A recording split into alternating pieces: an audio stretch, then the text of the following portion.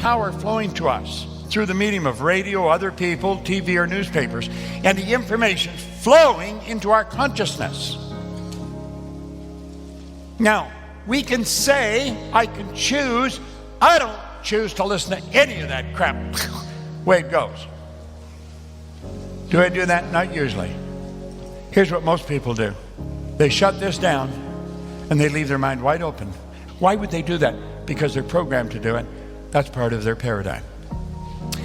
Viktor Frankl wrote a marvelous book, Man's Search for Meaning. He's a Jewish psychiatrist in a concentration camp during the Second World War. He said it was while he was in that camp that he realized, regardless of the physical or intellectual abuse he was subjected to, no one could cause him to think something he didn't want to think. He knew he had a choice. He had the very worst of circumstances. He must have been abused physically and intellectually like we don't even understand. But he said he had the ability to choose. He wrote a marvelous book, Man's Search for Meaning. Everybody should have it. And when we can choose, we have the ability to accept or reject. So all the stuff you're listening to on the radio, on TV, you see in papers, or you hear other people, or people are telling you or about something that you're doing, you have the ability to accept and reject that. That's where we want to think. Think. I wonder why they're doing that. I wonder why they're saying that. This is very important. The conscious mind is your thinking mind, and it's what most people do not do. You'll say, come on, everybody thinks.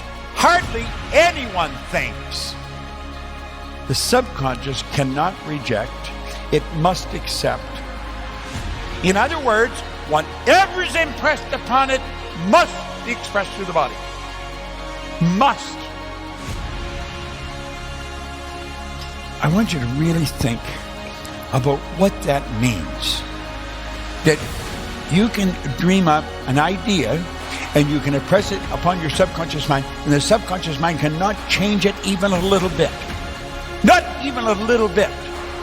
It's got to accept it exactly the way it's impressed. You have the ability to originate. We call that the beginning of creation. That's where it starts. It starts in your marvelous mind. And you can do things, you can be enjoying things that on the surface it's absolutely impossible.